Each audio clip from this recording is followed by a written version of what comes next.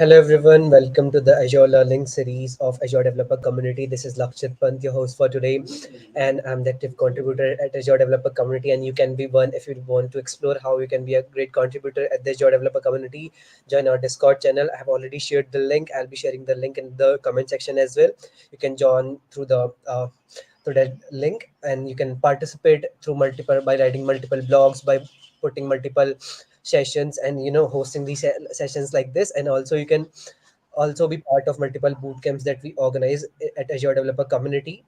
So today we are going to talk about, we have Naveen Verma sir here. So today Naveen Verma sir will be giving you the introduction about Azure. Yesterday we have discussed about the cloud side, how the cloud works, how specifically, why there was a need of cloud, why cloud came into the market, and all these things we have discussed about. Now we will pitch into more of a Azure side, like why Microsoft Azure is the best way to get started with cloud, and how you can get started, and what are the best way to start your Azure journey. There are multiple free resources for the student community. There are GitHub Developer Student Pack. There are some student benefit that Microsoft Azure provides, and also there are some other benefits as well by which you can start your Microsoft Azure cloud journey, and also prepare for certifications. And this whole Azure learning series is designed in such a manner so that you can you know uh, build a really strong fundamentals. We'll be covering networking, we'll be covering Azure networking, we'll be covering security, we will be covering some databases part, and also we'll be covering identity and access management, where we will define multiple roles. And it's more like a complete jam packed session for fundamentals in order to learn Azure. So not you know investing much more time on the introduction part, I'll quickly pass over the mic to Naveen sir. Naveen sir, if you are there, you can just show up, and yeah, let's just start today's session with these audience. Yes, Lakshya, just give me a moment. Actually, I was restarting my system, so I Yeah, am yeah. joining back again with my system. So just give me a sec. Sure, sir.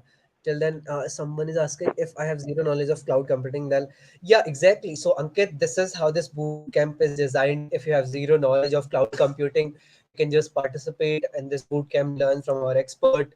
That it has been divided into multiple bunches, multiple chunks, because so that you can work on your specific part. If you are good at networking, and if you find yourself lose a database part, you can just explore the database part. You can then learn the database side also.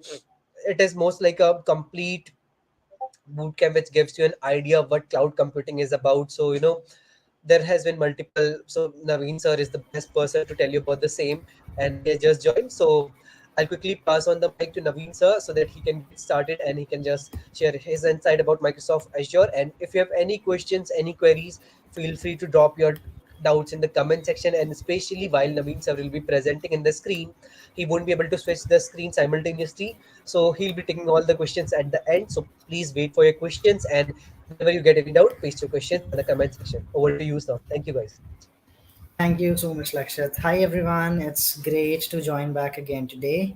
And, just to quickly introduce myself, the folks who were there yesterday, the folks who are joining in today, I'm Naveen Verma. I'm joining here as the speaker for today's session. Currently, I am working as a lead DevOps consultant at Opstree Solutions. So, here I'm taking care of all the cloud adoption frameworks, cloud architecture design, DevSecOps implementation, DevSecOps hardening, optimization, auditing, security hardening, cost optimizations, so on and so forth. So apart from that, I'm also the Gurgaon region lead for Azure Developer Community. I'm Microsoft certified. I am an open source contributor for Azure Terraform modules as well. So this is a quick brief about myself. I hope that works. So without further ado, we'll start off with today's session. So just to give you guys a heads up, yesterday's session was primarily focusing on what exactly is Azure, why Azure came into existence, and what all problems Azure is catering to. Today's session we'll be focusing on more of the basic services that Azure provides us with, right? So we'll be talking about the different offerings that Azure provides us, different features that Azure gives us, which makes our lives easier, and some of the most commonly used basic services in Azure. All right, so I hope you'll get to learn quite a few things from today's session. And as Lakshit also mentioned, guys, I won't be able to switch my screens very often. So do keep your questions in the comments. So I'll be coming back occasionally, maybe once we have covered a particular topic, post that. So do keep your queries coming in the comment section. So I'll be taking up each and everyone's query. I'll be answering everybody's questions, all the queries. Some of the queries will be able to take up during the session while we switch. Otherwise, most of the queries I'll be taking at the end of the session, and I'll be more than happy to answer your queries. So let's start off with today's session.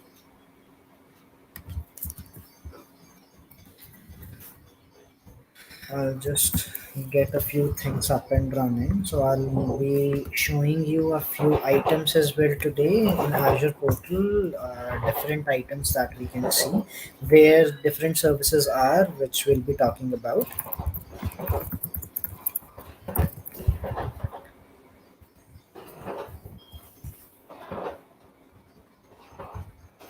Right.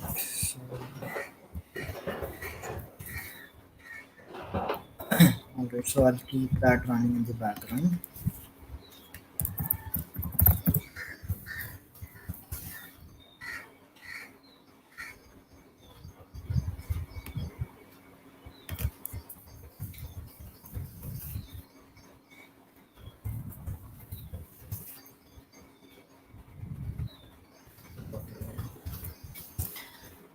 I will take this up later when I'll be showing you the demos. So then I'll be logging into my portal as well.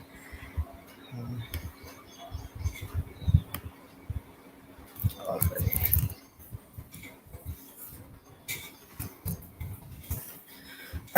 Alright, so I'll just quickly start sharing my screen.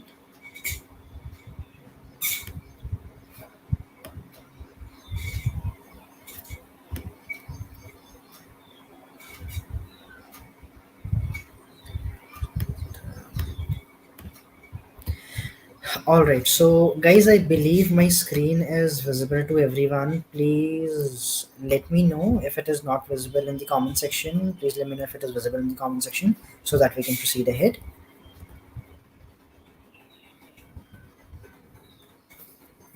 Yes, sir, it's visible. Alright, great.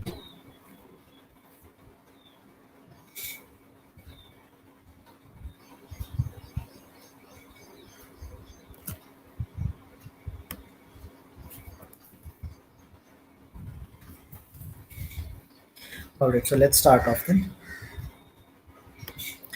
So today we'll be talking about the basics of Azure. As I just mentioned, that we'll be covering all the major features that Azure has to offer and all the most commonly used basic services that are used in Azure that you, let's say, as a beginner, require in order to get the understandings of. So, by the end of this session, you'll be able to get a grasp of what actually Azure is, how you can utilize Azure, and how you can kickstart your journey in Azure with all the basic services. All right. So, let's start off. So, first of all, we'll be talking about some of the primary features that Azure has to offer. Now, as we all know what Azure is, so just to quickly, touch base on what we discussed, Azure is the cloud service that Microsoft offers to us with various and a lot of services in verticals, different domains that caters to various varieties of requirements. So now we'll be talking about some of the primary features that Azure has to offer one by one. So one of the very critical feature that comes into mind and that comes into the picture which Azure has to offer is high availability. All right, now when we talk about high availability, right, whenever you are working in the production environments, whenever you are working in the live environments, high availability is something that you definitely want. Now when I talk about high availability, right, what high availability is, high availability defines that at any given point of time, any service, any application that you are running in Azure should be available to the end user or should be available to you for the usage. That is what the term high availability means. And that is what Azure delivers in a very simplified fashion. So all the services that we have in Azure offers high availability to us. They offer on an average a standard SLA of 99%. So that means at any given point of time, your services would be available. Whenever you try to access your service would be there ready to cater to your requirements. So that is what high availability is. Now, sometimes there are contradictions in high availability and uptime. That high availability is nothing but uptime. High availability is not your uptime, first of all right, they do share some common grounds, but high availability altogether is a different component and uptime is altogether a different component. When I talk about uptime is specifically the time when your application is up, all right, your system is up. That does not ensure that your system is serving the requests, it does not ensure that your system is working as expected. So uptime does not ensure availability, but availability do ensures your uptime. All right. So your uptime is nothing but a subset of high availability. So when we talk about high availability, that means my application is up and running, plus my application is able to serve the requirements as well that any user or any end client has to consume. All right. So that is what high availability is, and this is one of the primary features that Azure offers to us. Now moving on ahead, now we have something called as fault tolerance. All right. Now, what is fault tolerance? As the name suggests, in its simplest sense, how durable my system is. All right. Whenever you are, when let's say you buy some electrical appliance, right? You buy some sort of extensions, right? So you do check what is the fault tolerance. You have those voltage stabilizers in your homes, right? So they are primarily there in order to handle those voltage fluctuations so that it can take up that, or it can introduce that fault tolerance in our systems, right? So that our electrical appliance will not get damaged with any sort of fluctuations. So that is fault tolerance. How durable my system is, how well my system can take up any sort of damage that is coming its way. All right. And that means ensuring zero downtime. All right. When I say ensuring zero downtime, that means I am incorporating the component of replication or redundancy in my landscape. When I say the component of redundancy or replication, that means if I have a service A or an application A running in my system, there is a certain replica of my application running somewhere which is there to serve the requests if there are any issues observed in my primary or service A. All right. So this is what fault tolerance is, and this is what Azure offers us. Azure offers us various varieties of replications that we'll be discussing in detail post this section. So Azure do offers us a great deal of fault tolerance so that we can be rest assured that our application would be available and there would be zero downtime no matter what type of fault there is. All right. Now, moving on ahead, the next component that comes into the picture is disaster recovery. Now, when we talk about disaster recovery, right, disaster recovery is how quickly I can restore if I have occupied or I have sustained any sort of damage in my system. All right, we were talking about fault tolerance earlier, right? So, fault tolerance tells us how durable my system is. Now, let's say I have tackled a certain amount of damage, right? Now, this disaster recovery component ensures how fast or how quickly I can recover from that particular disaster or that particular anomaly. All right. And for that, we do have different components which we can incorporate in Azure to get that disaster recovery in place. Azure has the concept of paired regions. Again, we'll be discussing it when we will be discussing the components of Azure, Azure regions and availability zones. So using those paired regions, we can get that disaster recovery in least amount of time. Using those replicas that we are having for our application, be it in the same region or be it in a different region, we can get that disaster recovery done with least amount of time so that we can experience least amount of data loss in our systems. So that is what disaster recovery is, and that is another feature that Azure offers to us. Now, moving on ahead, we talk about scalability, right? Now, we know that in today's era, scalability is something that we want. We want to run at scale. I want a lot of traffic on my applications, on my services, and I want to tackle that large amount of traffic as well, right? Now, how will I tackle that? In order to tackle that, I need to work at scale. I need to have a system which is scalable enough that can handle all those requirements, all those requests gracefully, and can scale up whenever required. And that is what Azure offers us. All right, Azure offers us a great deal of scalability that we can incorporate into our services, into our system, into our infrastructure. All right. So there are various services which we utilize in order to get those scalability component into our system, and we'll be discussing one such service in today's session as well. So scalability is very important in order to cater to the increasing request or increasing demand of a particular service or the application. And that is what Azure offers us. Now we talk about elasticity, right? We just talked about scalability. Now scalability tells us that we should be able to scale whenever it is required, right? Now let's say currently I am handling a load of 100 requests per second. All right, this is my standard load. Now let's say I did some sort of promotion.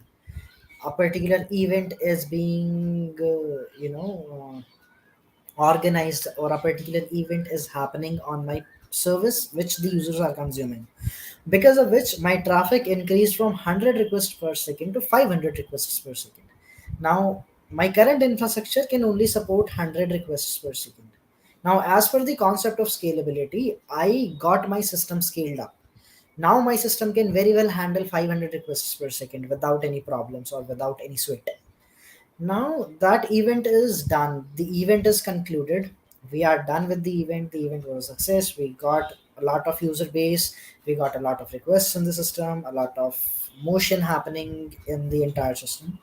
Now I am back to those 100 requests per second. Now my system is here, which is currently capable of serving 500 requests per second, but my request count has dropped again to 100 requests per second. Now I do not want to stay up at this level, because if I stay up at this level, there will be two things. First, I am not optimally utilizing the additional resources that I've provisioned. Second, I am incurring additional cost of that infrastructure that I just took. All right. So I need to have the capabilities to scale down as well. I need to have the capabilities of returning back to the previous state my system was in. And that is the concept of elasticity. That we should be able to scale out, that is very good. But we should also be able to scale in when required. All right. So if I am not having that amount of load, if I'm not having that amount of requests in my system, I should be able to retract my system back to the previous state. And that is what elasticity is, and that is what Azure offers us in a very seamless fashion. So we are able to get all those components in our system without any problems, without any issues. All right. So these are some of the primary features that Azure offers us, because of which it becomes a very strong ground for us to migrate to Azure or to use Azure in our environments. Because these are some of the primary components which you look at when you are going for production or when you are going live. All right. So I'll take a quick pause here. So if there are any queries around this section, these features that we discussed, so please do let me know. If there are any issues in the current section, any of the features that we discussed, I'll be more than happy to answer that. So for that, I'll just take a quick pause here. If there are any queries up till now.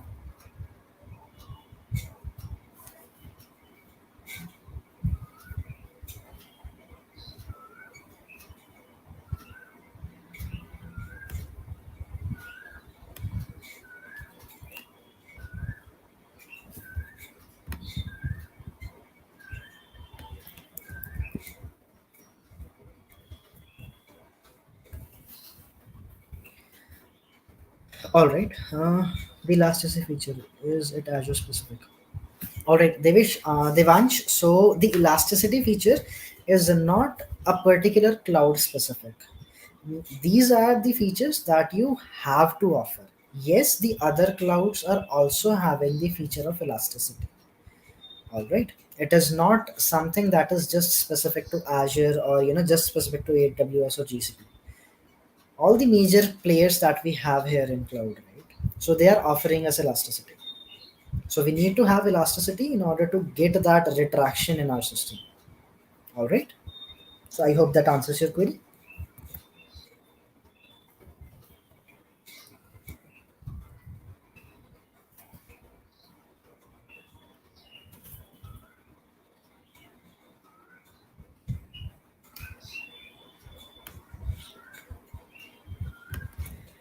All right. So let's proceed ahead then.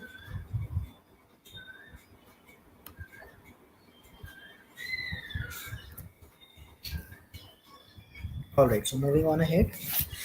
Now, as we just discussed, we have something called as regions and zones that Azure offers. So the folks who were there in yesterday's session should remember how many regions there are in Azure. So if there is, if you remember how many regions are there in Azure, do let me know in the comments. So I'll, take a quick pause here again. So if you remember, do let me know how many regions are there in Azure. So this is specifically the people who were there in yesterday's session.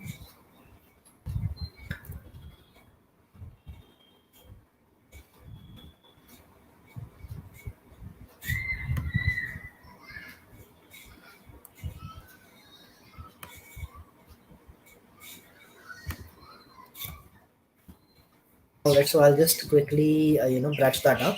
So Azure is currently having more than 60 regions globally. So that is something which we discussed in yesterday's session.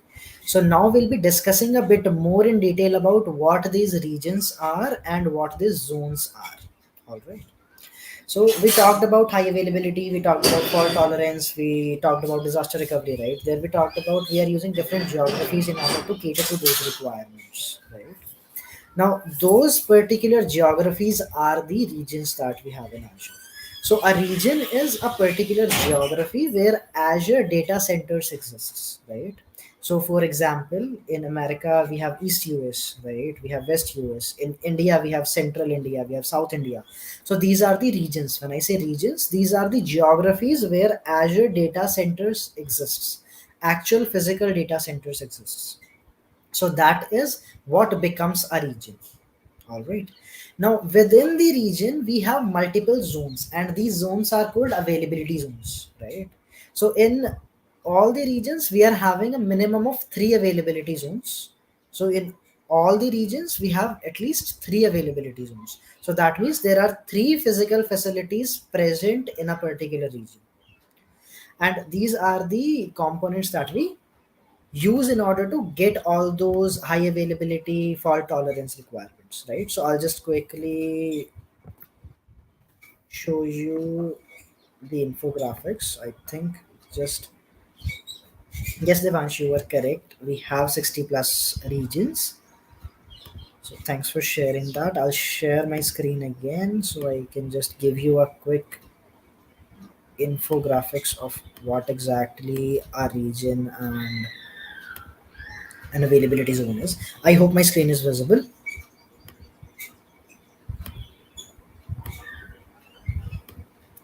So please do let me know if the screen is not visible. You're not able to see the screen, right?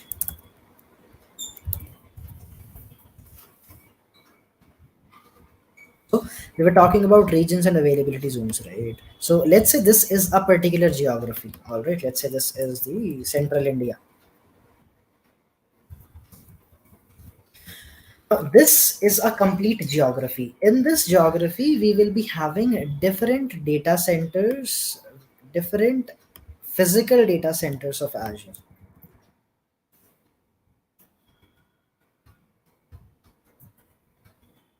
All right. So these are actual physical data centers.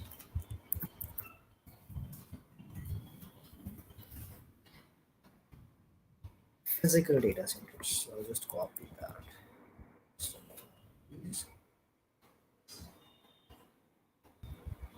All right. Now, these data centers are interconnected with each other.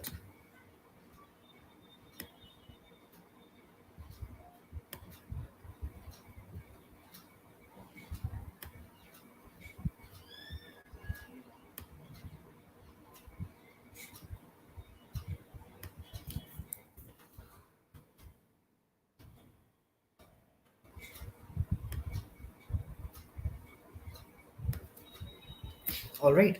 So now, when we talk about these data centers, now these comprise of our availability zones.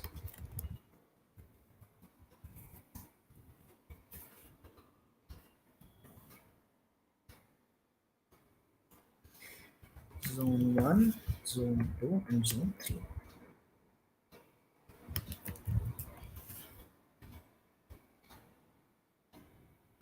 All right.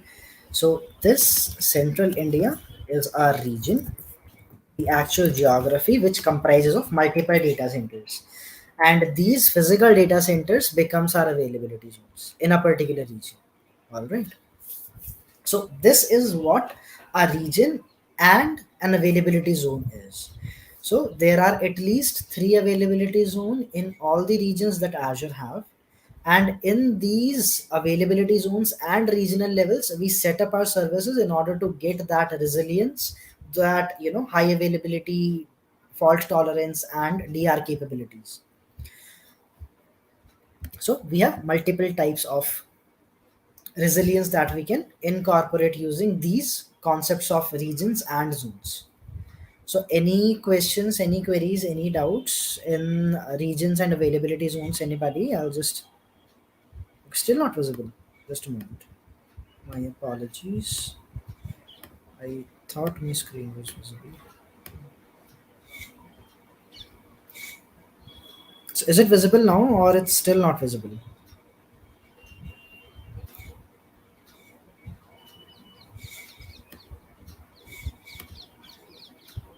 If it's still not visible, then I'll just share that particular tab if you guys are not able to see. Are you able to see? Still no? Okay.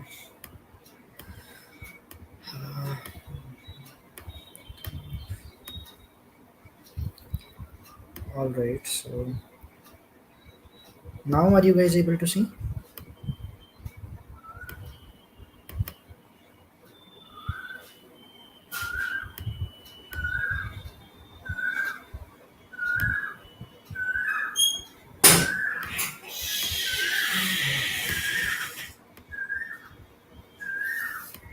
Still not visible. This is strange. Screen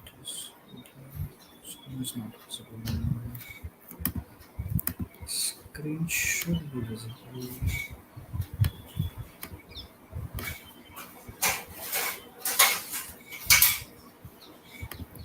Okay.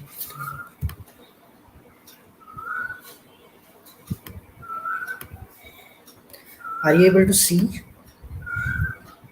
Now, are you guys able to see this presentation?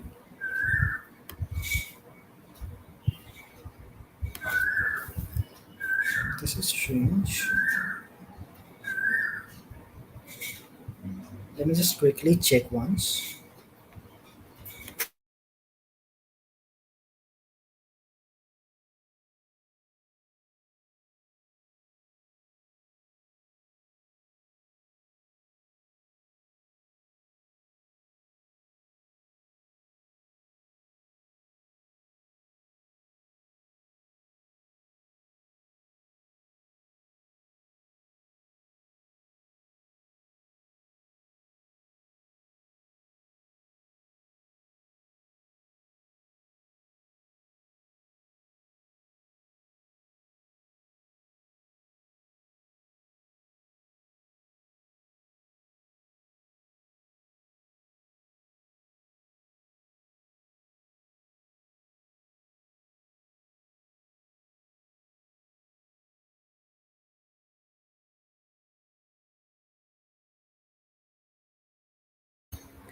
I can see that it is showing the screen share.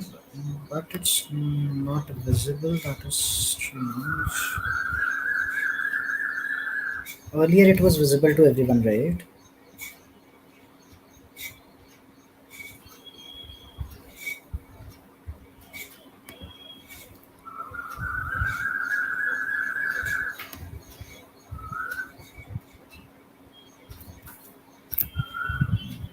Let me just.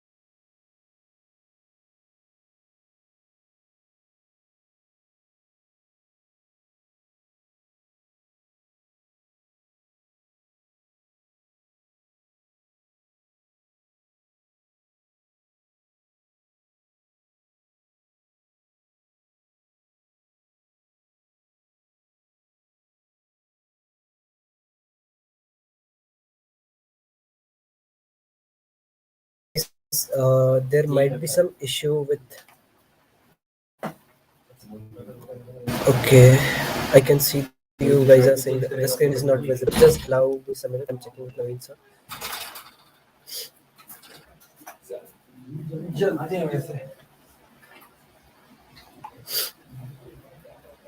Okay.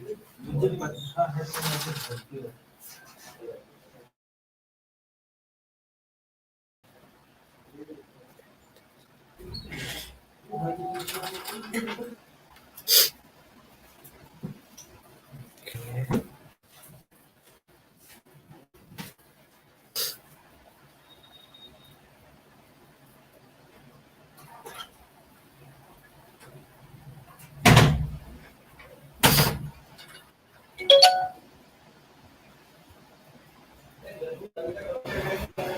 Hello, Yes. am I audible? Yes, sir, you are audible. All right, and is my screen visible now? Yes, sir, it's visible. All right, guys, please confirm if my screen is visible now to everyone.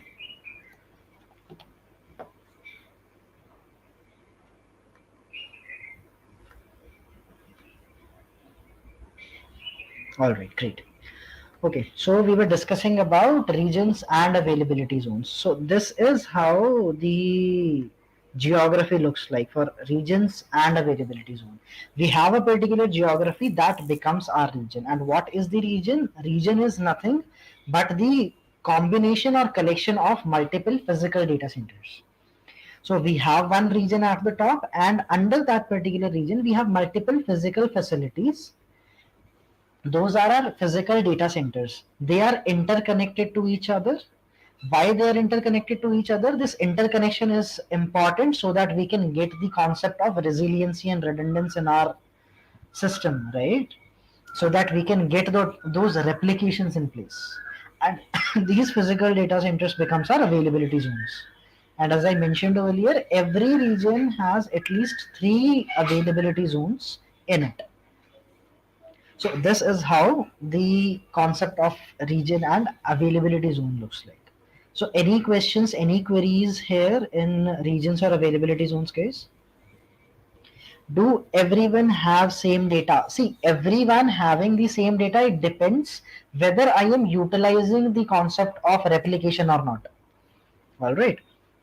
So for example, I have one particular application or a particular file right here in this data center one. All right.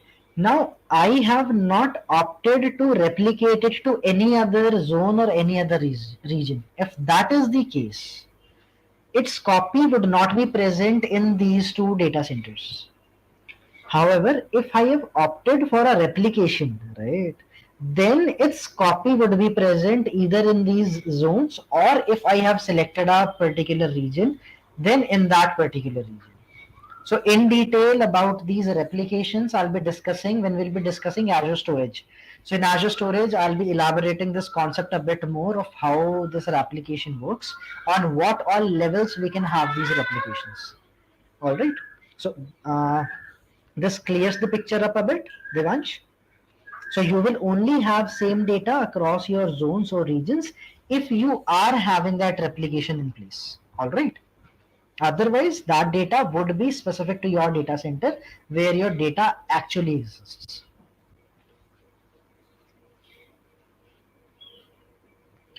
So any other questions, queries, guys, on regions and availability zones? Thanks for confirmation, Devansh.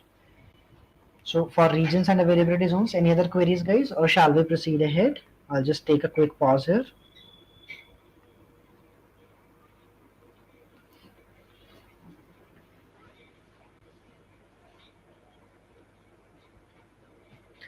All right. So let's proceed ahead. Now we'll be discussing the other aspect of Azure, that is consumption-based pricing that we discussed. But before going to that, on the same footnote of regions and zones, right? Azure also provides us the concept of latency detection, right? In yesterday's session, we discussed about latency. Folks who were present in yesterday's session must know. All right, let me give you a quick glimpse. In this very same segment, right, we talked about these data centers being interconnected, right? These data centers are interconnected and they are present in the same geography. So since they are present in the same geography, they will offer least latency to me, right?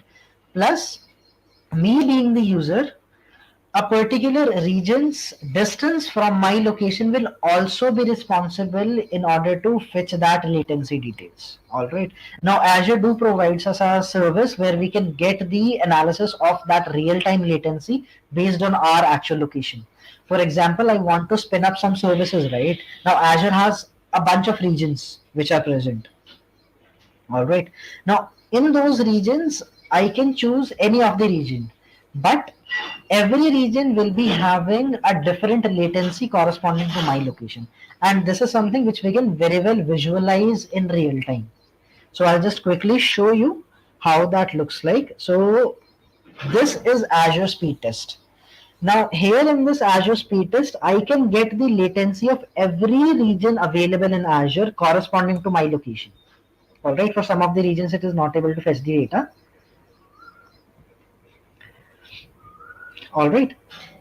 So now as you can see here, all the Indian regions, right, they are having the least latency in milliseconds. All right. So using this data, I can very well identify which regions will be offering me the least amount of latency, the highest speed results, and I can spin up my services in that particular region. So this is the entire graph. All this is real-time data.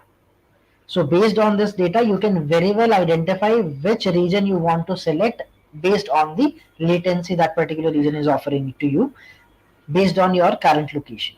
So this is one of the very amazing features that Azure offers. So you can see the real-time latencies of different regions that are there corresponding to your current location.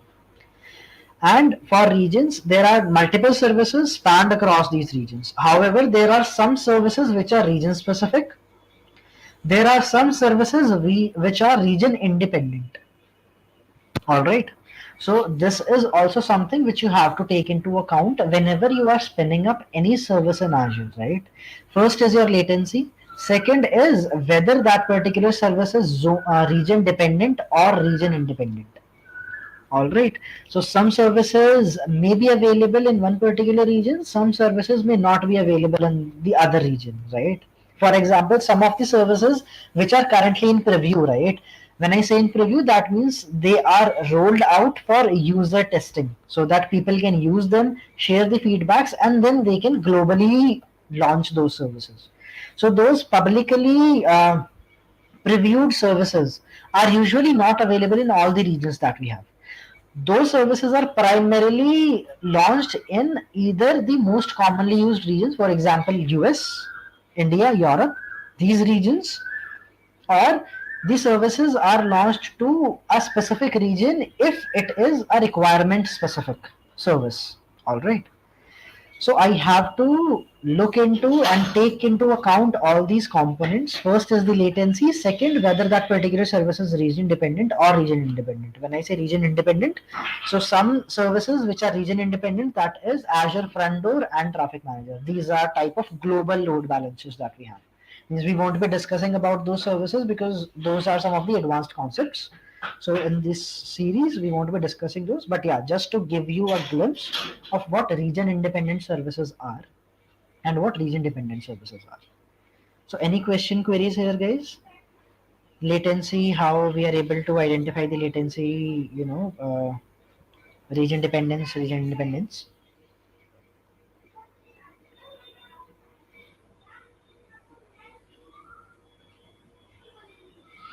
All right. So moving on ahead.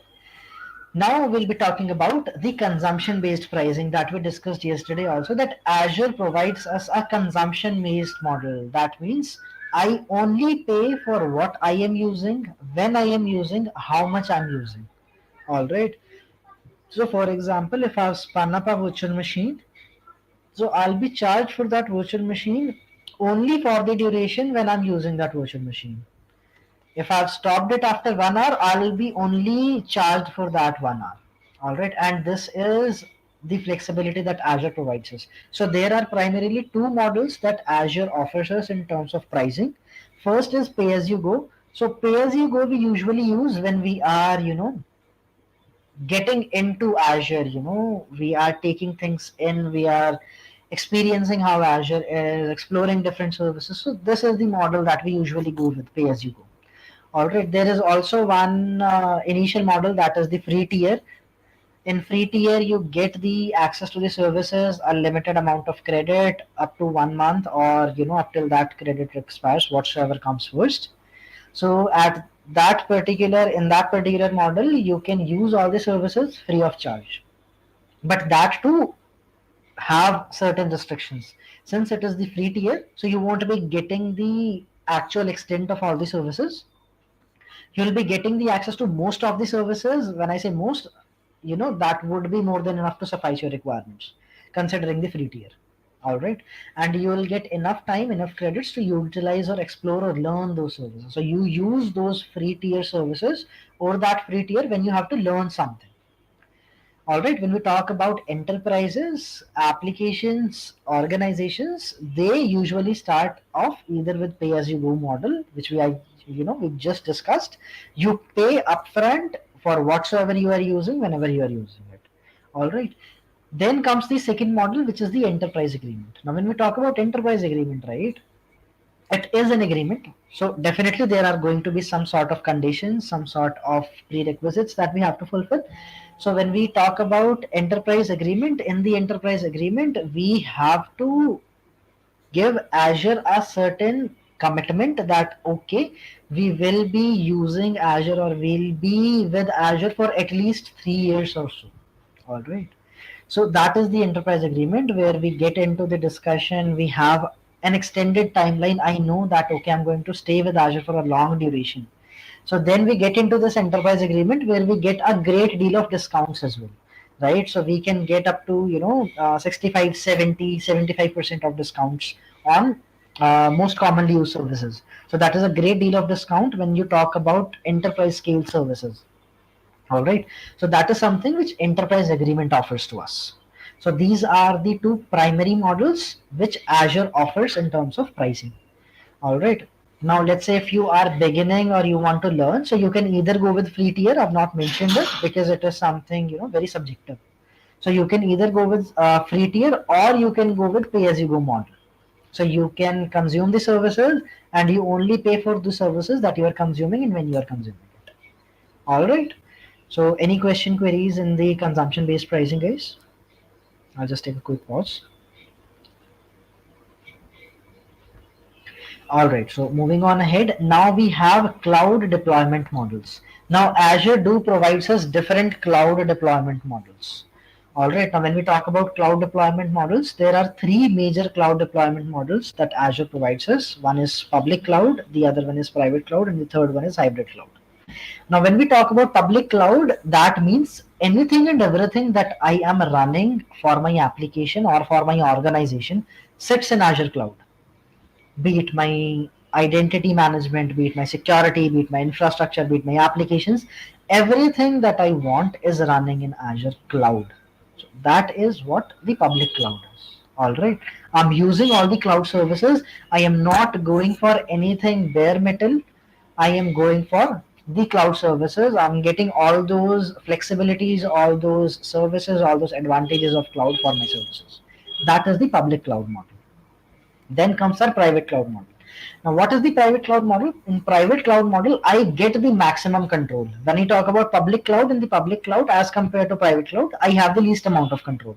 That means I am not controlling the underlying hardware. I'm not controlling the underlying networking. But in private cloud, you get that entire control. You take that entire, server rack for yourself and you run all your Azure services on that particular cloud, that particular private cloud where you have the restricted access, you have the complete control. All right.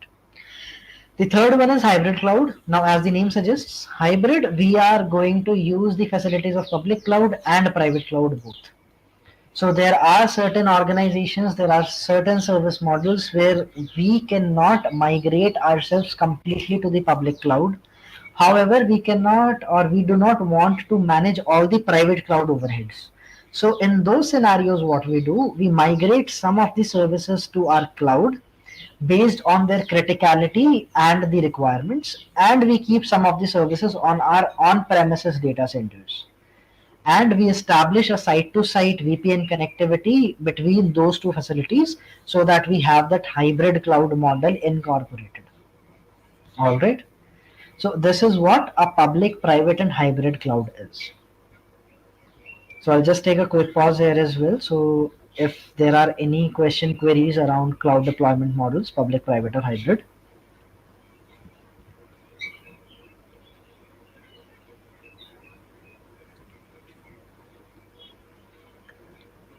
All right. So moving on ahead.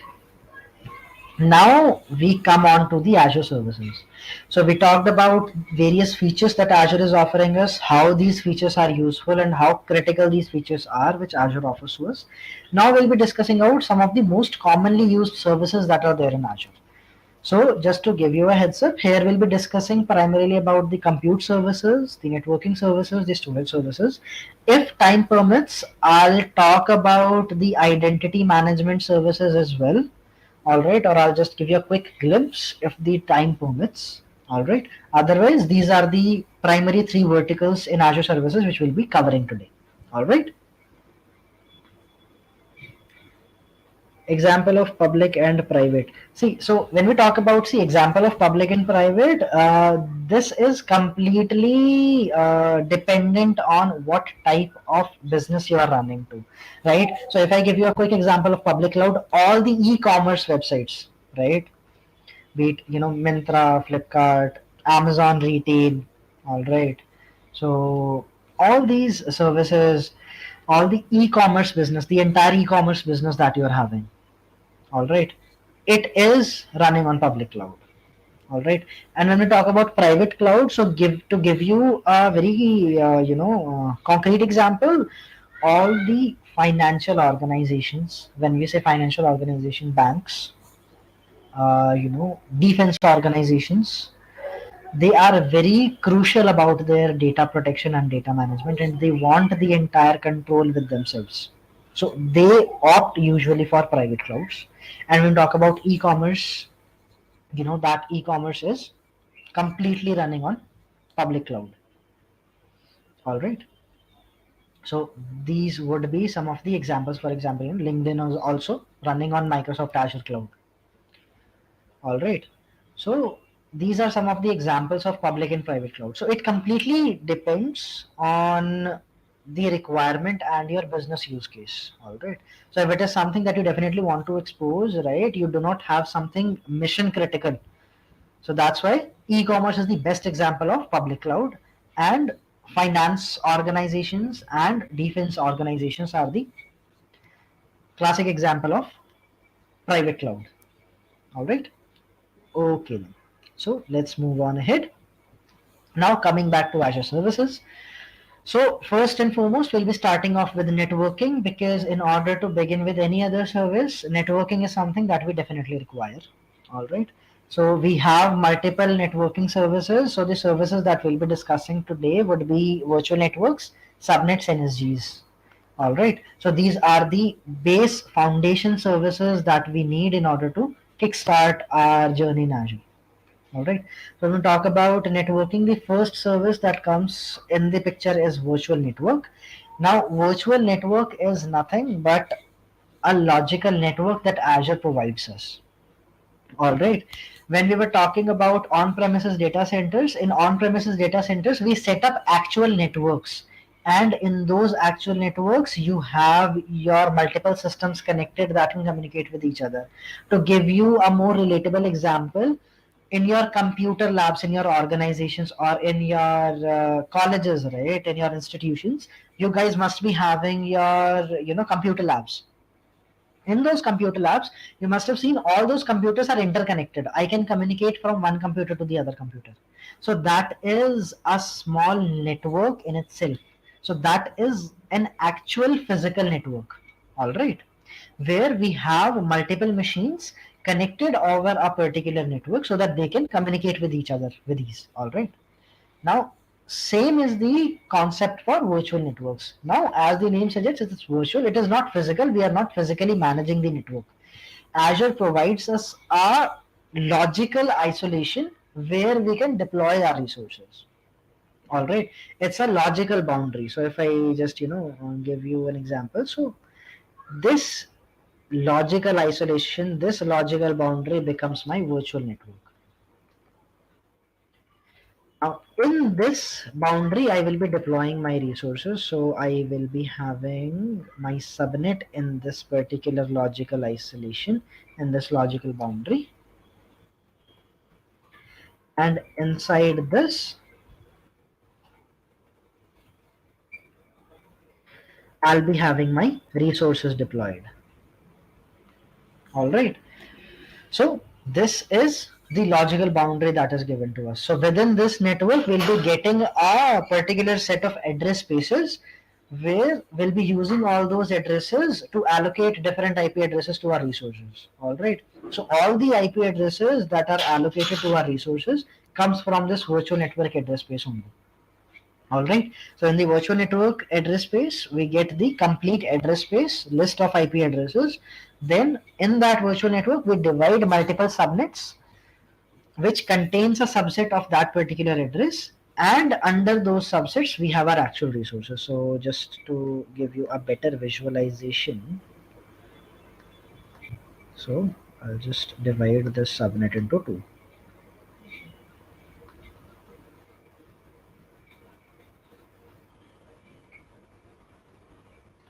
Now here I have two subnets. So this is subnet 1 and this is subnet 2.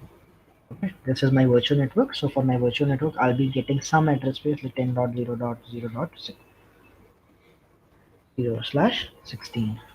All right, and I'll be dividing this entire address space into two subnets now. So let it be 10.1.0.0/24, and this subnet would be divided into another address space 10.2.0.0/24. All right. Now these resources which I am spinning in this subnet will be getting the IP addresses from this subnet address space, which is coming from our actual virtual network. So let's say this resource gets 10.1.0.1 as the IP, and this resource gets 10.2.0.1 as the IP.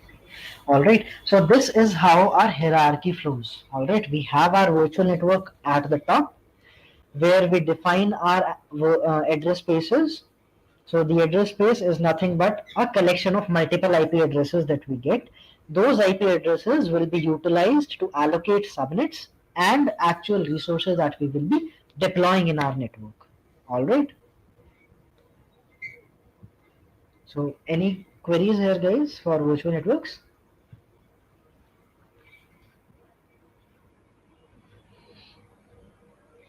All right.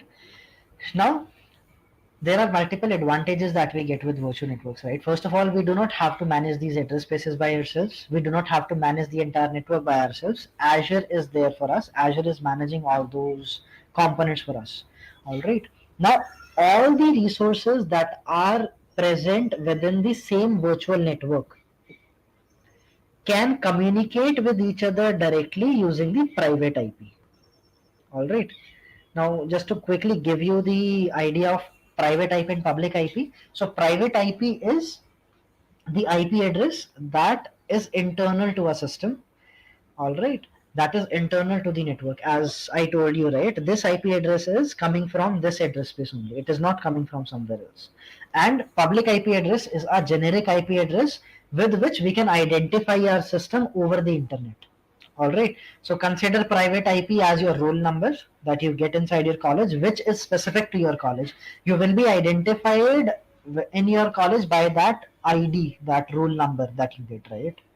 But if I talk about the generic identity that you get with which people from outside your college or institution or your organization knows you would be your name.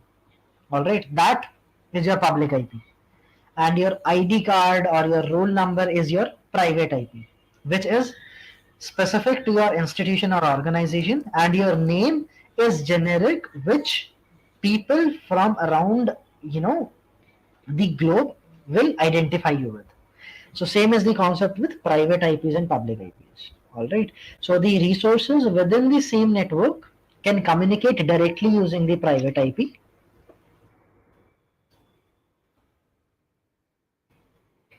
All right. And all the resources that we have outside this network. All right.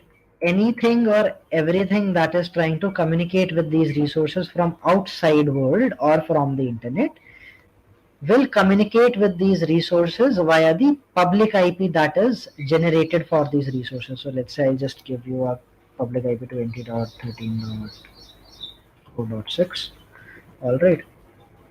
So this is the public IP. So the internet will identify this machine by this IP. Internet do not know this IP address. All right. So this is how the communication happens. All right. So I hope this is clear, guys. Any questions, any queries till now for virtual networks?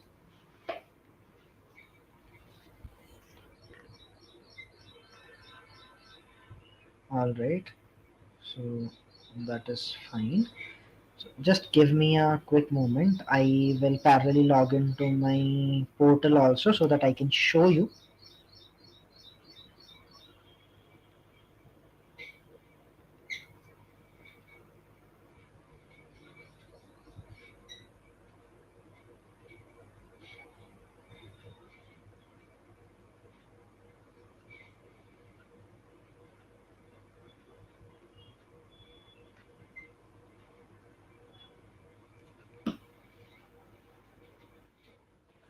All right. Thanks for confirming, Devansh.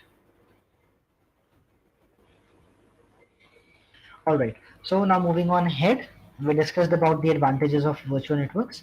Subnets. Subnets is something that we just touched upon. So subnet is the second logical entity in our network. So we cannot directly deploy our resources in the virtual network. we need these subnets. So subnet caters a specific requirement that we can have multiple subnets inside a virtual network. I can have multiple subnets inside a virtual network. That means within one network, I can set up different environments using these subnets. All right. For example, let's say this subnet 1 becomes my dev environment. The subnet 2 becomes my staging environment or UAT environment. All right. So I can have multiple subnets inside a particular virtual network, and inside those subnets, I can deploy multiple resources.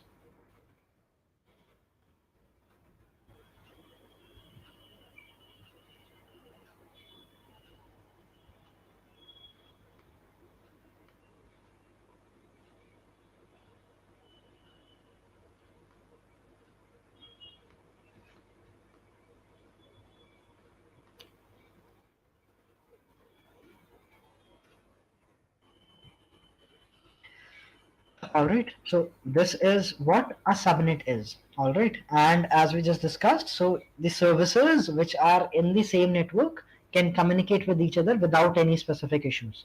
So they can directly communicate with each other using the private IPs. All right. So this is what a subnet is. Now we have something called as the NSG. All right. Now we talked about different services accessing each other, internet accessing our resources in the network. All right.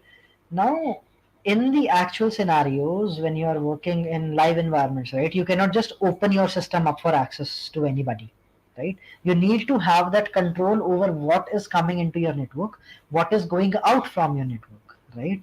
And in order to have that governance, we need to have the concept of NSGs. NSG is network security groups that Azure offers to us.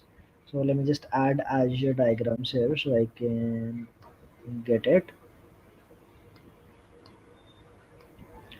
All right. Uh, all right. So NSG acts as the network security for our system or infrastructure in Azure, right? So with the help of NSGs, we can control what traffics come in, what traffic is going out, and that is represented by inbound and outbound traffic. So anything that is coming into my system is considered as the inbound traffic. All right.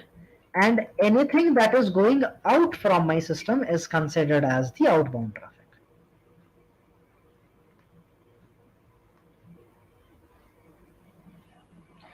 All right. So this is considered as outbound traffic. All right. Now I can limit or control this inbound and outbound traffic with the help of NSGs. That is network security groups. So we can control what type of traffic comes in at what port comes in. For example, I have this Linux machine. So Linux, we usually log in with SSH. SSH runs on your port 22. So I can control who can access this port 22. I can either open it for the entire internet, or I can restrict it to a particular IP addresses or a particular network. So only those people will be able to log into this machine or SSH into this machine. All right, let's say it is a controlled server. I do not want it to have internet access directly. So we can control the outbound traffic also. That let's say anything going out from the system is restricted. So I can have those restrictions on my outbound traffic. All right. So I can control my inbound traffic and my outbound traffic with the help of NSGs. Now these NSGs we can have either on our subnets, or we can directly have them on our virtual machine or the compute that we are running. All right. We have two levels at which we can have these NSGs. Okay. We cannot have our NSG at the virtual network level. Remember this. All right. It would either be on your subnet or on your virtual machines. All right. Any queries till now, guys? Just I'll take a quick pause.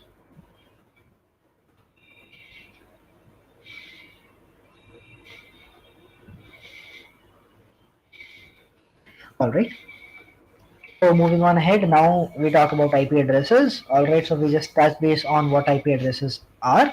So IP address is nothing but a unique identification number that is given to your particular resource. Like I provided you the example, in your college you get your roll numbers. That roll number is your unique identification number. In your organizations you have your employee IDs. Those employee ID is your unique identification. In the same fashion, for any particular machine, the IP address is its unique identifier with which you can locate that particular resource within the network or from the internet. Now, when I want to locate a particular resource within the same network, I will utilize the private IP address. For example, in your college or in your organization, if somebody wants to connect to you, they will refer either your roll number or to your employee ID. All right. However, now if we want to access a particular resource from the internet or from outside that particular network, then we utilize the public IP addresses, which are exposed to the entire internet. So the world outside this network can also locate this resource. In the same fashion, if somebody wants to connect to you from outside your college or your organization, they will not be looking at your employee ID or your roll numbers. They'll either be looking for your name or your phone number, which you have exposed to the outside world so that they can reach out to you or connect with you. All right. So this is what IP address is, and these are the different type of IP addresses that we have.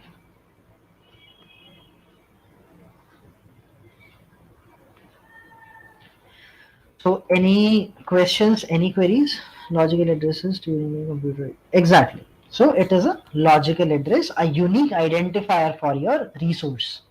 All right. And that resource can be any network resource which utilize or consumes your network, right? That could be your virtual machine is the primary example or the most common example that you get. Okay. All right. So moving on ahead, now we have something called as load balancers. All right. Now when we talk about networking services, load balancers is something that definitely comes up in our mind. Okay. Now what a load balancer is. Now see, I am running my system in production, right? I am live right now. So can I run my entire system or all my services on a single machine only? Can I be dependent on one particular system only? No, I cannot, right? And to cater to that requirement, I need to have multiple systems running so that they can cater to those incoming requests, those demands, and I can meet with those requirements as well. All right. And to cater to that, I need this load balancing service. Just a sec. Uh,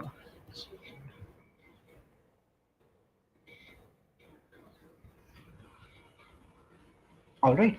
So the load balancer sits on top of your virtual machines. I'll just have the load balancer here.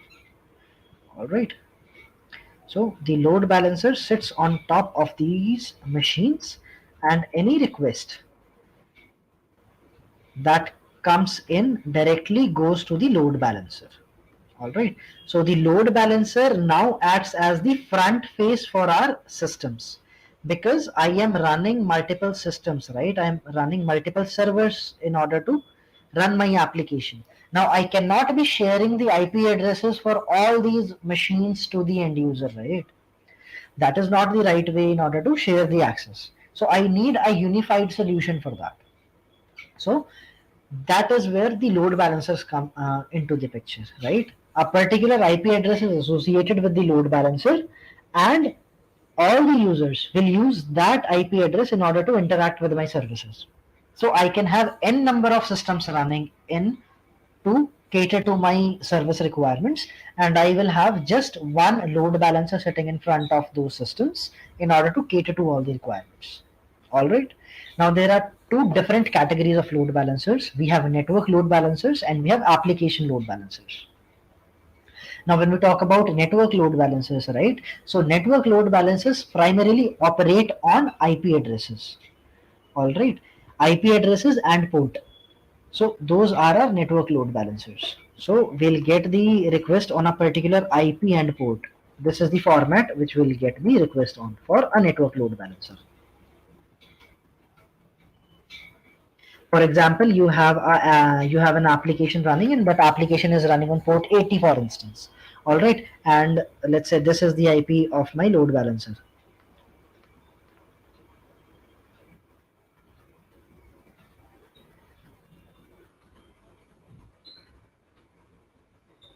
Right, this is the IP of my load balancer. So when the user will be accessing this application, it will go with this IP and the port. 80 port is usually not included because it is the default HTTP port. All right.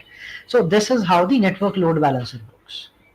So it provides you the basic load balancing solution, basic proxies, basic reverse proxies. All right. It will get the request. It will transfer this request to your backend systems that are running at the backend of your load balancer. Now, the second category of load balancers are application load balancers. All right. Now, the application load balancers are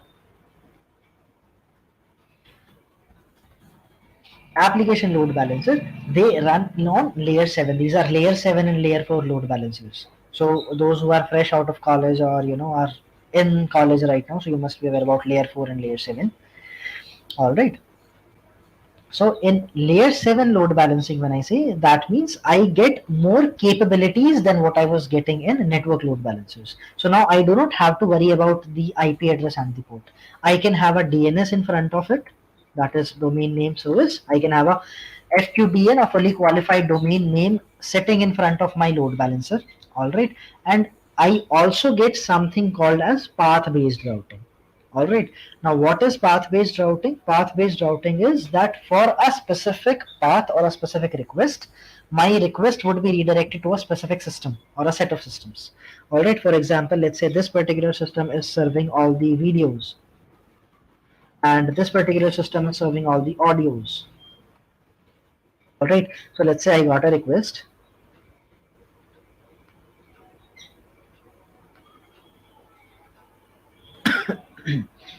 All right, I got a request for this DNS and it ends with, let's say, /videos, that this particular user wants to access the video library or the video systems. So this application load balancer will redirect my request to the video systems. All right, so we cater or we enable those specific rules, we configure those routing rules so that we can cater to these specific route based requirements. Now let's say if I get a request for audio/audios now. So now if I get the request for /audios, now my request would be redirected to the audio systems. All right, my request will not be mixed up or randomly load balanced onto the system. It is specific to the requirement that they are catering to. All right. So this is what application load balancers are. So application load balancers do offers a great deal of improved facilities over network load balancers. However, application load balancers do entail additional costs with them. They are pretty expensive as compared to the network load balancers. So if you are having specific or simpler load balancing requirements, you should go for network load balancers. And if you are having more complex requirements like these, then you will be going for application load balancers. All right. Now in these categories we have different type of load balancing. We have private load balancers and we have public load balancers. Now, as the name suggests, private load balancer will work within the network, and public load balancer will work outside the network. All right. So if there are services which I am exposing within my network, I'll have a private load balancer created for those services. And if I am running publicly exposed services, I'll be having a public load balancer catering to those requirements. All right. So this is what load balancer is, and these are different categories and different type of load balancers that are there and how they work. So any questions, any queries, guys, for load balancers, application load balancers, network load balancers, what load balancers are, how they are, fulfilling our requirement of high availability, right? What are private public load balancers? So any questions, queries, doubts up till now? So do let me know, guys. I'll just take a quick pause here.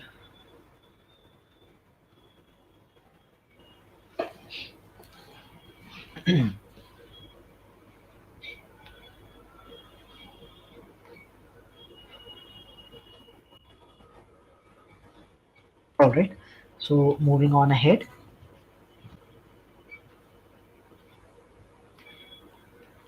So categories of load balancers we just discussed. Type of load balancers is also something that we just discussed. Now we come on to the next type of service, and that is compute services. All right. So this is one of the most widely and most commonly used service in Azure, that is compute. So in compute, the first service that we'll be discussing is virtual machine. All right. So these virtual machines we will be utilizing in order to fulfill our requirements. It is just like a standard computer or a laptop, but in a virtual form. You do not have to worry about you know managing the hardware of this particular system, increasing or decreasing the RAM, spinning it up, spinning it down. So it's pretty simple, it's pretty convenient. So this is what we'll be discussing now. So the first thing that comes in is virtual machine. So virtual machines are nothing but Azure's offering to a raw system that you get. So when I talk about virtual machine is nothing but an empty box that we get.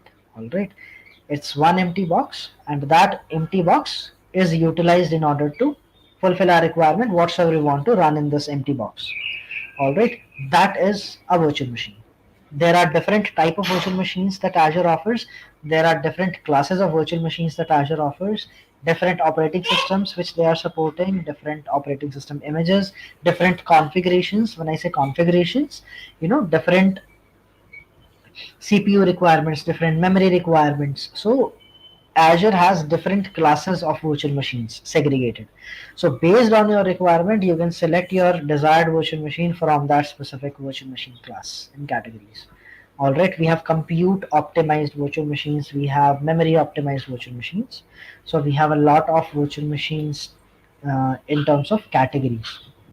All right, and all those virtual machines are tailor made by Azure to fulfill these specific requirements that you might have.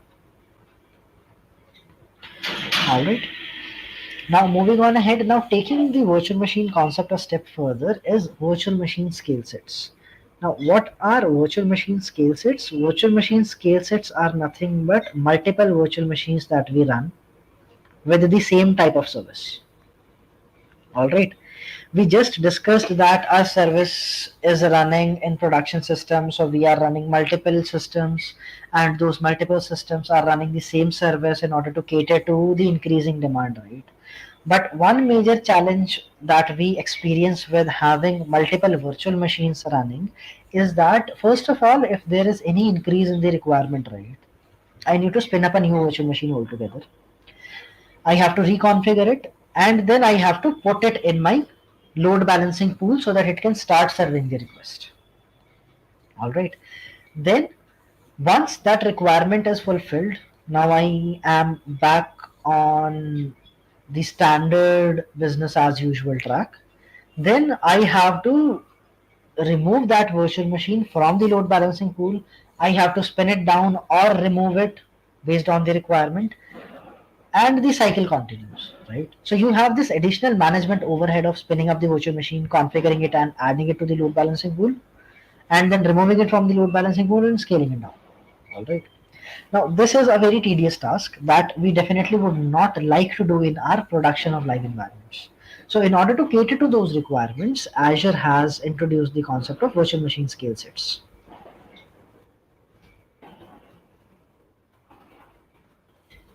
All right. Now, these virtual machine scale sets are nothing but virtual machines only. However, they are auto scalable in nature.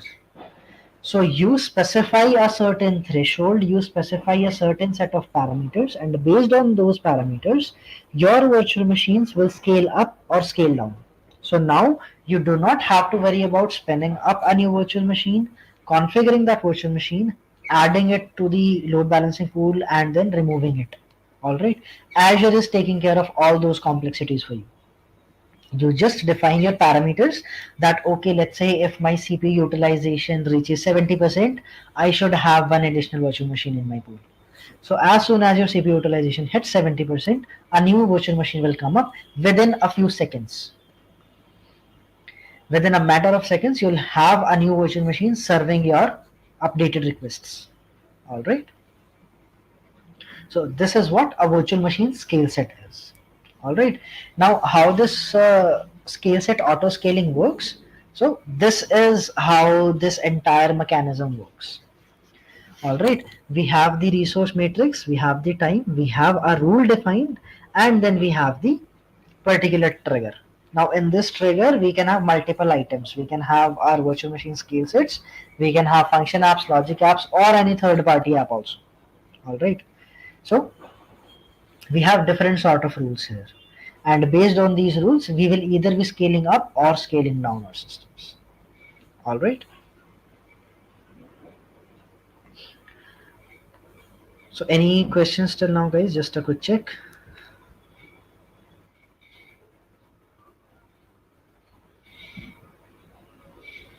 All right.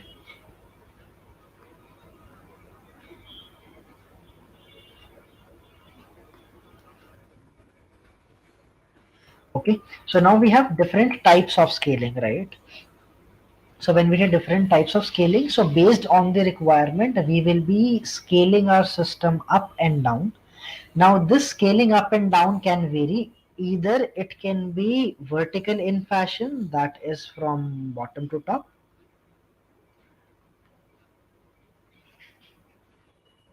All right. So go for scaling, right?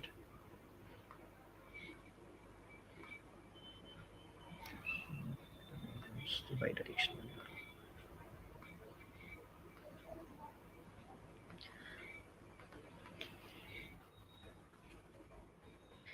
All right. So scaling can either be vertical in nature, vertical, that is top to bottom,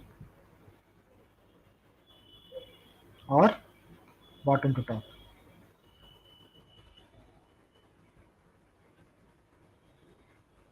Okay.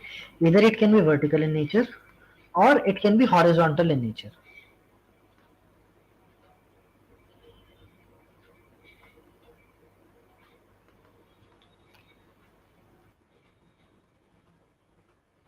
That is left to right or right to left.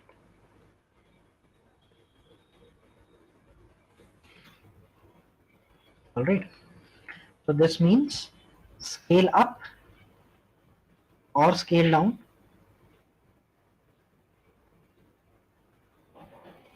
and this means scale out or scale in. We'll be talking about these terms now. All right. So when we talk about horizontal scaling, we'll discuss horizontal scaling first. So in horizontal scaling, what we are doing is we are doing nothing but increasing or decreasing the number of instances that we are having. All right. So when I am saying I'm scaling out, all right. So in scaling out, I'll be increasing the number of systems. All right. Scale out, increase the number of systems. I'll just zoom it in a bit so it's visible to everybody. All right. So when I say scale out, I will be increasing the number of instances that I'm having. And when I say I'm scaling in, that means I am reducing the number of instances that I'm having. Scale in, reduce the number of instances. All right. So this is what a scale out and a scale in operations, and this is what horizontal scaling looks like. All right. I either increase the number of instances or I decrease the number of instances. So we are going horizontally. That is horizontal scaling. So as per the requirement, if the load increases in my system, I'll increase the number of systems. All right. And if the load decreases, I'll decrease the number of systems. So this is horizontal scaling. Now we talk about vertical scaling. All right. Now vertical scaling is, we discussed top to bottom or bottom to top. Either we'll be scaling up or scaling down. All right. Now when we say we are scaling up, right? So in order to show you the vertical scaling, I have to add one more intermediate component, that is the initial state. So let's say in the initial state I'm having two CPUs and 4 gigs of RAM. Alright, now when I say I'm scaling up, so at scale up I am increasing the configurations of my system. In vertical scaling, I am not increasing the number of systems. I am increasing the configuration of my system. I am increasing the muscle power of my system. Alright, so I will move it up to, let's say, 4 cores, 4 CPUs, and 8 gigs of RAM. Now this is a scale up operation. Alright, that I have increased the configuration of my system so that it can cater to higher requests or higher demands. Alright, and when I'm talking about scaling down, so in scale down, let's say I'll bring it back to the initial state to 2 CPUs and 4 gigs of RAM. Scale down. Okay.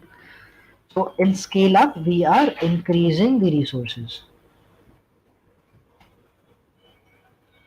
increasing the system resources. And in scale down, we are decreasing the system resources.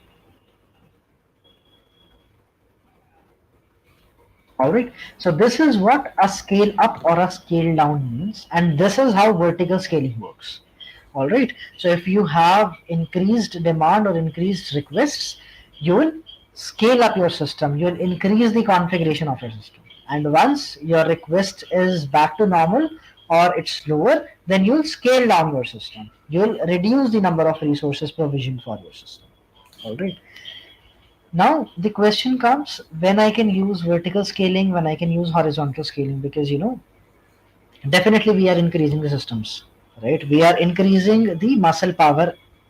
In horizontal scaling, we are adding up more systems to get that muscle power. In vertical scaling, we are increasing the resources to get that muscle power, right?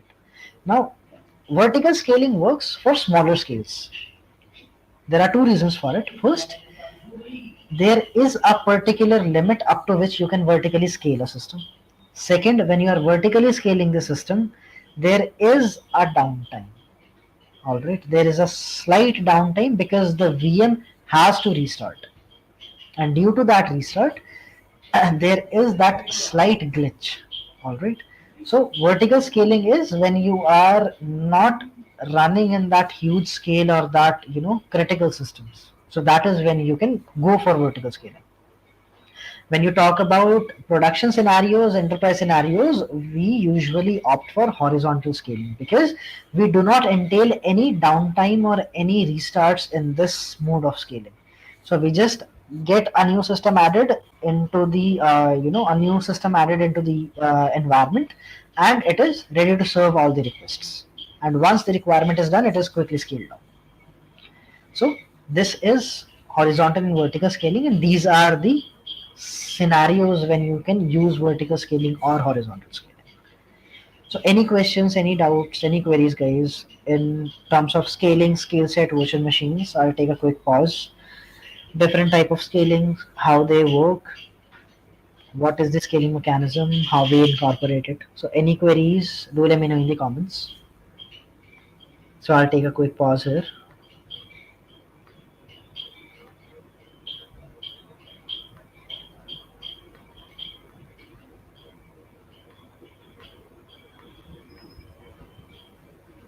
Alright, so moving on ahead then. Now the next component that we have is Azure storage. Alright. So when we talk about storage, it's definitely how we can store different type of data. So here we'll be talking about the most commonly used service, that is storage account. We do have database services, but that is something which I will not be touching up here because that becomes an advanced topic, because then we'll be discussing more on databases, and that is not what the agenda of this discussion today is. So we'll be discussing about Azure storage and different components which Azure storage has to offer. All right. So storage account in Azure offers us different capabilities to store different type of data. We can store structured data, we can store unstructured data. So okay, PCM Universal, is there anything that you would like to discuss? Any queries that you're having? Okay, clear. Okay, okay, got your point. Thank you. So it offers us different capabilities to store either structured data, unstructured data. All right, that is something which we can store in storage account. And storage accounts has different type of services to cater to those requirements. All right. So we have different type of access tiers. When I say access tiers, it is how you can access or how you are accessing your data, right? Premium storage, you get very fast access to your resources, very quick download of your resources. Hot storage works in a similar fashion. Cool storage is usually for data that you are not frequently using, right? You are infrequently using that data. So for that type of data, it is preferred to have a cool type of storage. Then we have archive storage, and when we talk about archive, that means we are definitely not going to use that data for a longer period of time. And when we say longer period of time, that is 3 months, 6 months. We want to be using that data. So it's better to have that particular type of data in archive storage. All right, and all the storage types have different pricing based on their tier. Since premium and hot storage are providing very fast access to the data is right away accessible, they are expensive. Cool and archive storage do not provide access to the data right away. We have to request it, the data is defrozen, and then we get the access to that data. So that's why they are cheaper as compared to hot and premium tiers. All right, now we'll be discussing about that replication, different type of replication, and how we get these replications. So we discussed about regions and zones, right? So we'll just come back onto it. So I'll just get the replication of this entire setup. All right, so now we'll be discussing about different type of replications that we have, right? So we'll start off from the very basic, and then we'll move on to the more advanced. All right, so the first level of replication that we get is local redundance. When we talk about local redundance, that means in the same data centers, in that very same data center where my actual data exists, a copy of that data will also exist. All right, so that means I am having two copies of my data in the same data center. That is the local redundance replication. All right, so it is not present in any other data center, it is not present in any other region or zone, it is present in the same data center. So that is my local redundance. That is, I'm locally replicating that data in the same facility. All right. For example, in your system, let's say you have some data in folder A. Just for the sake of replication, you copied that same data into folder B also. So let's say if by any chance folder A gets deleted, you have the data in folder B. That is your local redundance. All right. Now the primary drawback for local redundance. If your data center goes down, your primary and your replicated data, your secondary data goes down. All right. Same and the primary advantage that it has is very fast access to the data, least latency. All right. So if you want to access a file that is present in folder A or in folder B in your same system, you have very quick access to that particular data. All right. Primary disadvantage: your system goes down, your data is gone, both primary and your replication. All right. Then we move on to the next type of replication, that is zone redundant. All right, zone redundant storage is a copy of my data is stored in a different data center in a different zone. All right, so now the data that I was having in my system and my laptop, I have stored that data in my pen drive, let's say a flash drive or a hard disk. All right, now that is zone redundance. Now if my system goes down, if my primary region or my primary data center goes down, I still have my data backed up in another facility which I can very well utilize and come back up. So you have your data in your hard disk, you just have to plug it into a different system and you are ready to go. All right. Now this is your zone redundance. This is zonal redundance. In this case, my data will be replicated to a different zone as well, and it will be in sync with my primary data. So as and when the changes are happening in my primary data, those changes would be reflected in my secondary data also. All right. Now the other type of replication is regional replication. All right, globally redundant data. So where one copy of my data is present in the primary region and the same copy is present in the other region also. And when I say region, that means in all the zones, all the data centers, this copy will exist.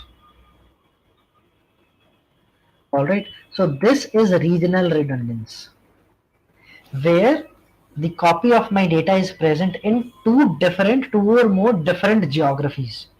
All right. So even if my entire region goes down, I'm still ready to go. I'm still good to go with the data and information that I'm having with my services. So this is what local, zonal, and global redundancy looks like. All right, and this is what local, global, and zonal replication is all about and how they function. All right, here we have read-only global redundant storage also. So the only difference in global redundance and read-only global redundance is that if you are using read-only global redundance, you have the access to this replicated data even if your primary region is up. All right, and if you're talking about standard global redundance, you don't get normal access to your replicated data. You only get access to your replicated data if your primary region goes down. All right. So this is what your global redundant and read-only global redundance is. So any questions, any queries in replication and different type of replications and how these replication works, guys? I'll just take a quick pause here. So this is something which is incorporated in all the different type of services, and this is how the replication mechanism function, be it any service. It is not restricted to your storage accounts. It is for your virtual machines, your other services that you use in Azure. Right? This is how your replication mechanism works. This is how your data is copied, and this is how your data is copied to different data centers. All right. Okay, Devansh had asked one question earlier. NSG and firewalls are different. Yes, NSG and firewalls are different. So, Devansh, if you just park this question, I'll take this question up. Okay, let's, we can have, in the interest of time, since we do not have a lot of time left. So, yes, NSGs and firewalls are different. I'll give you a quick short example of how they are different. In NSGs, we talked about NSGs are primarily controlling your network traffic. When I say your network traffic, that means they're restricted to IPs and ports only. All right. I can restrict the access to a particular port from a particular IP or a range of IP addresses. All right.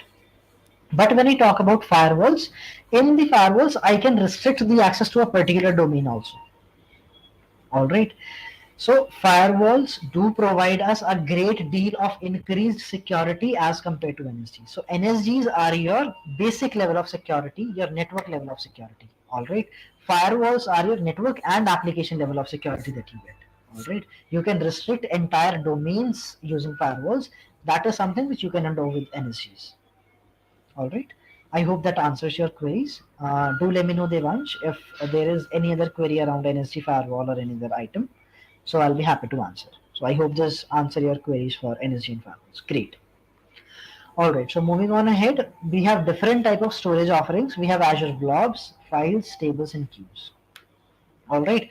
So when we talk about Azure Blobs, so Azure Blobs are primarily used for any unstructured data that we have. All right. Unstructured data could be your audio files, could be your images, could be your video files. So that is unstructured data.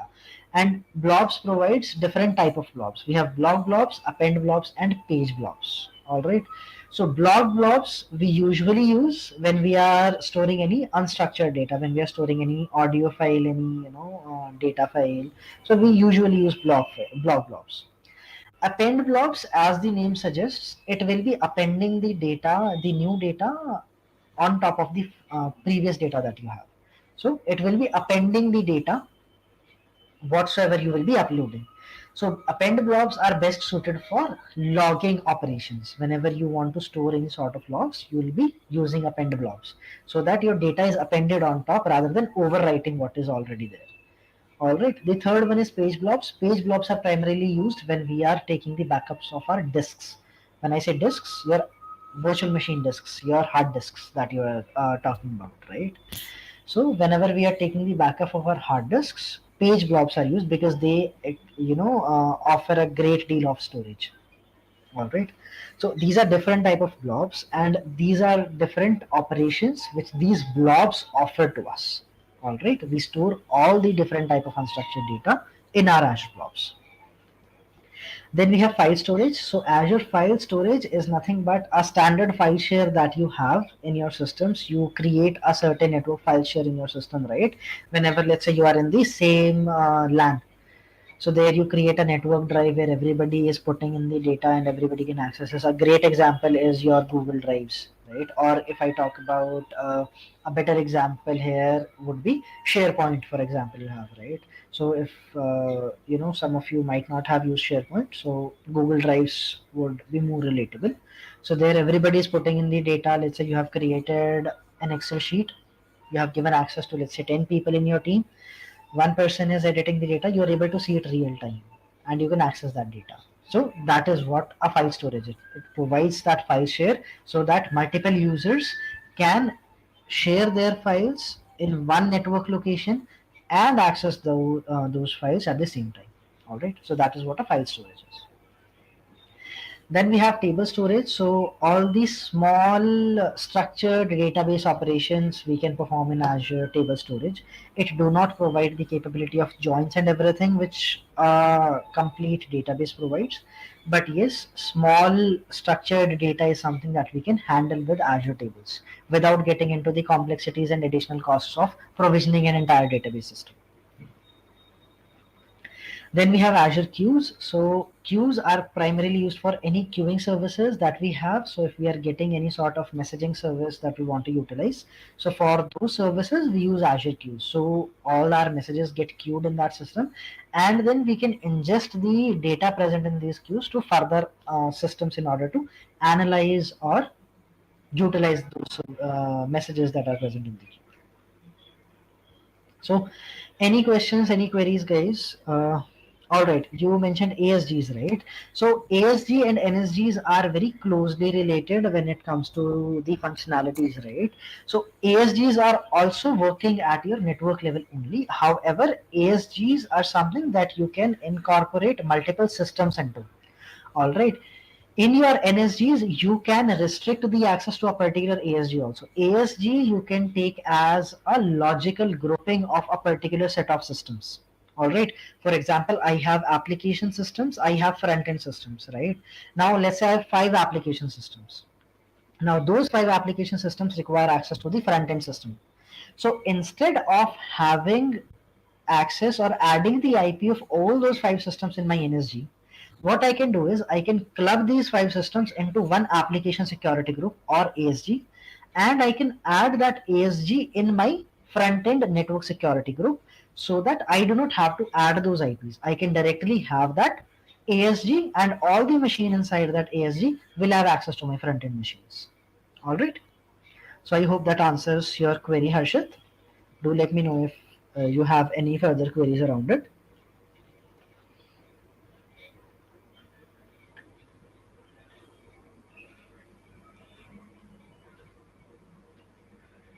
All right. So moving on ahead, guys. Any queries around storage accounts, different type of storage services? Do let me know. No problem, Harshit. So I'll just take a quick pause. Storage. All right.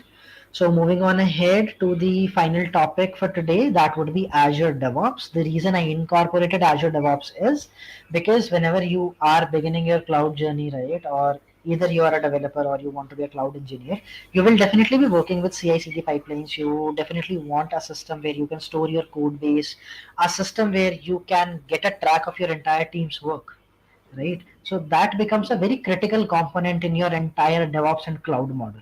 And that is where Azure DevOps comes into the picture. And Azure DevOps is a complete suite of services that Azure provides us, which fulfills all our requirements, starting from your version controlling system, where you are able to store and version your code base, to your CI/CD requirements, building your application, deploying your applications at a very fast pace, to storing your artifact. It provides in-house artifact management, so you do not have to incorporate a third-party artifact manager.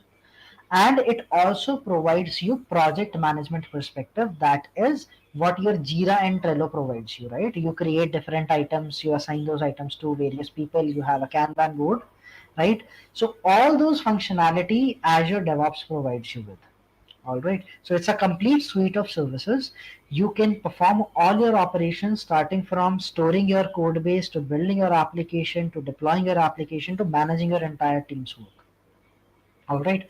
So these are some of the major components of Azure DevOps. We have an organization. So an organization is nothing but a logical entity under which we can have multiple projects. Projects will be having different applications. For different applications, we create different projects. All right. And in those projects, we have our repositories where we are storing our code base. We have various pipelines, our CI/CD pipelines, our release pipelines that we create.